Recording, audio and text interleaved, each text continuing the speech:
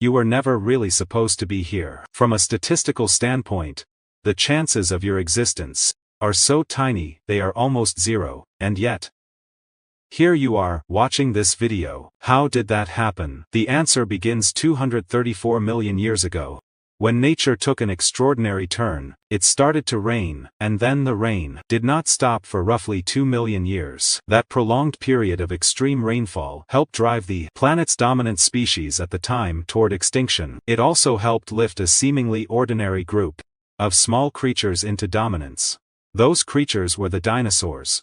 For roughly 160 million years, dinosaurs dominated life on Earth. Before their extinction opened the door for mammals to spread and diversify. Over time, some mammals developed into primates, and from primates, humans eventually emerged. In that sense, your existence traces back to a rainstorm 200 million years ago that never truly ended. And the strangest part is, yet researchers still have no definitive answer for why a single phase of volcanic activity appears to have triggered nearly 2 million years of persistent rainfall across the planet. One possible explanation is that Earth operates like a self-adjusting system, periodically resetting its climate. When conditions become unstable, scientists refer to this dramatic interval as the Carnian Pluvial episode. The term may sound technical, but the idea is simple. For roughly 2 million years, Earth went through a prolonged climatic crisis, almost as if the planet had developed a fever. It may even have relied on rainfall to bring temperatures back down. And the source of that planetary fever was a volcano most people have never heard of. Around 234 million years ago, Earth was almost unrecognizable compared with today. There were no 7 separate continents and no 4 distinct oceans. Instead, nearly all of the planet's land was fused into a single massive supercontinent known as Pangaea. So just how enormous was this landmass? It spanned nearly 1/3 of Earth's surface, while the remaining 2/3 was covered by ocean. To picture it more clearly, imagine gathering all of today's continents into a single massive landmass and placing it in the middle of the Pacific Ocean. That gives a fairly close impression. The challenge, however, was significant. With so much land compressed into one enormous block, the inner regions received very little moisture from surrounding seas. The heart of Pangaea was essentially a dead zone, parched, brutally hot, and almost completely devoid of life. Daytime temperatures may have climbed beyond 60 degrees Celsius, only to crash below freezing after sunset, creating an environment too extreme for most organisms to survive. Any animal wandering too far into this vast interior would have faced little chance of making it out alive. Even so, life continued to flourish around the coastal regions, where conditions were far more livable.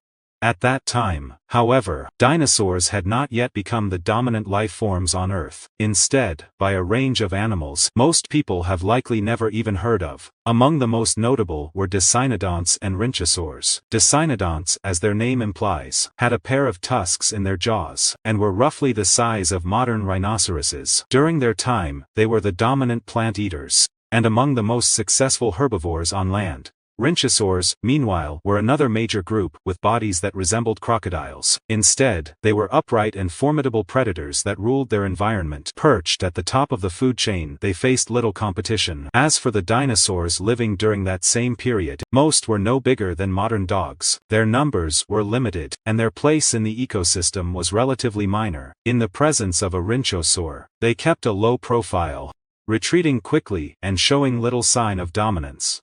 Had Earth's history unfolded differently, dinosaurs might never have come to dominate the planet. Yet, events in the sky and deep within the Earth took a very different course.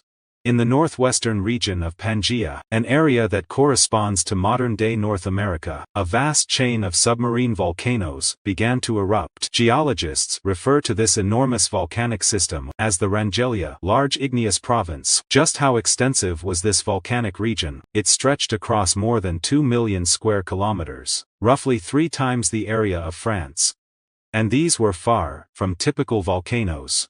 They were supervolcanoes powerful enough to alter the course of Earth's history. Then, around 234 million years ago, the Rangelia volcanic system roared to life. And to be clear, this was not a single volcano erupting. Instead, the entire volcanic system erupted simultaneously. Molten lava burst upward from the seafloor, as though the underworld itself had been unleashed. Yet the greatest threat did not come from the lava flows, but from the vast quantities of gas released by these eruptions. In 2021, researchers from the Chinese Academy of Sciences reported a major study in the Proceedings of the National Academy of Sciences, offering important insight into this catastrophic event. They discovered that the Carnian Pluvial event was not a single, isolated catastrophe but a crisis that unfolded in 4 distinct waves. Each wave appears to have aligned with a major episode of intense volcanic activity. During these eruptions, enormous quantities of carbon dioxide were released into the atmosphere, dramatically increasing the concentration of greenhouse gases.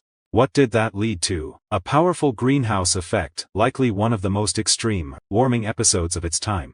One of the most dramatic climate upheavals in Earth's history. Carbon dioxide released by massive volcanic activity acted like a heavy, insulating blanket, trapping heat around the globe. As a result, the planet's temperature began to rise sharply, the oceans grew much warmer, air temperatures surged and even the polar ice caps started to melt. Yet this was not the most alarming consequence. What made the event truly frightening was, rising temperatures were expected to intensify the evaporation of seawater. That moisture would then rise into the atmosphere, form clouds, and eventually return to the Earth as rainfall. In normal conditions, this process remains relatively balanced. However, once temperatures climb beyond a certain point, the natural cycle can begin to lose stability and spiral out of control.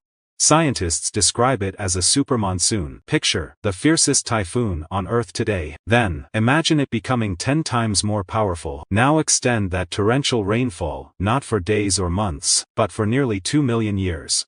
That was the Carnian Pluvial event, a prolonged interval, when rain fell across the planet relentlessly, day after day, year after year, and century after century. In the once dry heart of Pangaea, rivers gradually began to form and spread. Lakes and swamps spread widely as the once scorching coastal regions gradually transformed into humid, temperate tropical rainforests. Under the force of this immense rainfall, the planet's surface was dramatically reshaped. Yet, for the dominant creatures of that era, this environmental shift brought serious challenges. Dicynodonts and rhynchosaurs, in particular, were species highly adapted to hot, arid conditions. Their physical build, metabolism, and reproductive strategies were highly specialized for survival in deserts and open grasslands. But when expanding forests and wetlands transformed those environments, they were unable to adjust quickly enough.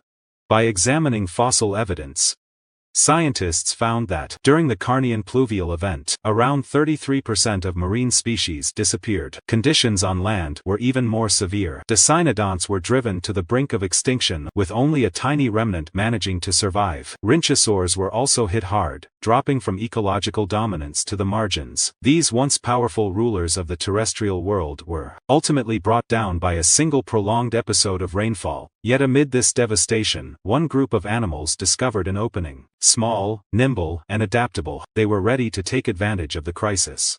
Highly adaptable and capable of moving quickly through wet, densely forested environments, these creatures were the dinosaurs. In 2018, a joint team of Italian and British researchers published a study titled, "The Diversification of Dinosaurs is Linked to the Carnian Pluvial Event." By examining dinosaur fossil records from around the world, they identified a remarkable pattern. Before the Carnian stage, dinosaur fossils were exceptionally rare, with only a small range of species and a very limited geographic spread. But after the Carnian, the fossil record shows a dramatic surge. Dinosaurs became far more abundant, their diversity expanded significantly, and their presence spread across the globe.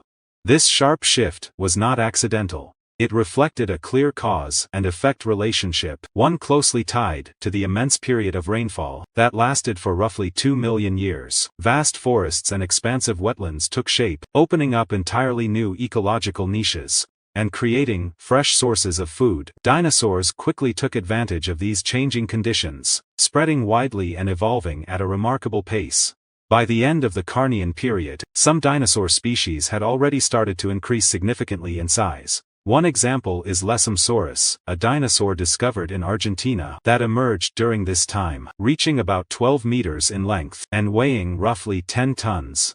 It was among the first truly gigantic dinosaurs to appear. From that point, dinosaurs would go on to dominate life on land for roughly 160 million years. Yet dinosaurs were not the only creatures to thrive in the aftermath. That period of intense rainfall also helped usher in the rise of many animal groups that are still familiar today, including turtles. For example, the earliest known turtle fossils can be traced to the Carnian stage. Back then, turtles had not yet developed the fully formed shell that defines modern species. By this stage, however, the fundamental body plan had already taken shape. Many researchers believe that the large number of lakes and marshes created especially favorable conditions for the evolution of turtles. Crocodiles offer another example. Their early ancestors also began to emerge during this same period, and these semi-aquatic predators prospered in the newly developed wetlands, adapting to the swampy habitat with remarkable success. They would eventually evolve into the most effective ambush predators of the dinosaur era. Mammals offer another clear example. Yes,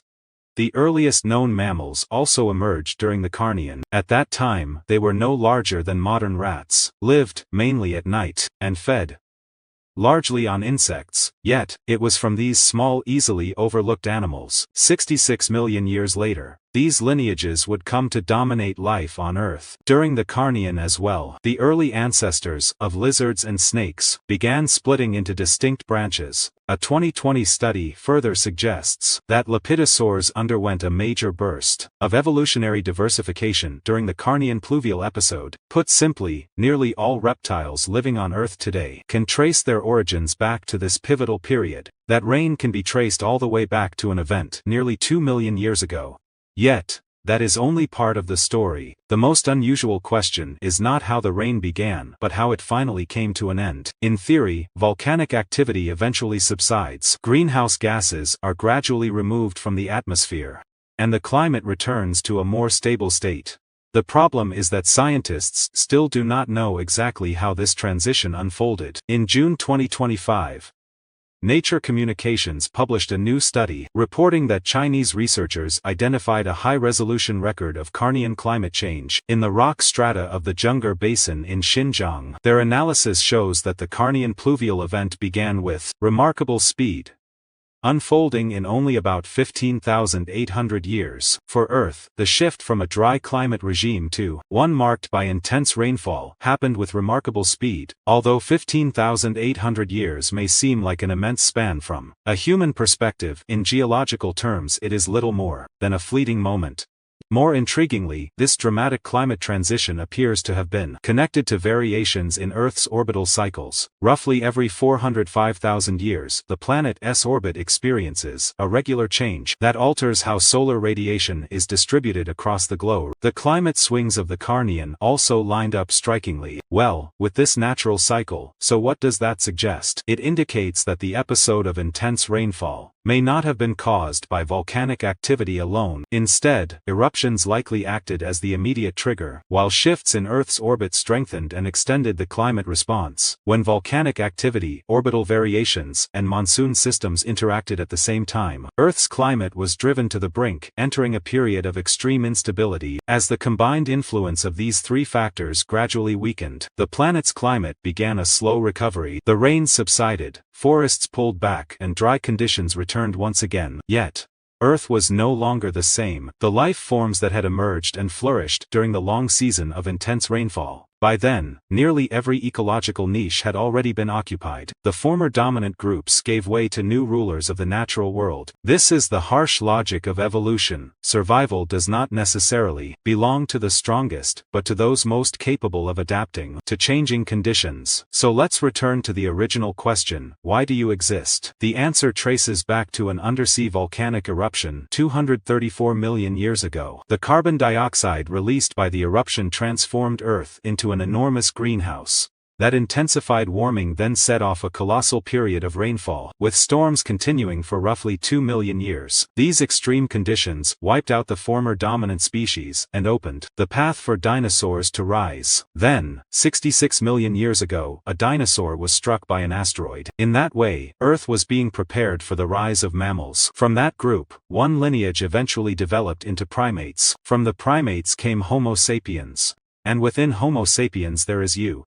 This long sequence of cause and effect is remarkably precise. If even one link in that evolutionary chain had failed, your existence would never have been possible. In a very real sense, then, you are the outcome of a rainstorm that fell 200 million years ago. You are a child of the volcano, an heir to you, the great, and the inevitable outcome of countless coincidences.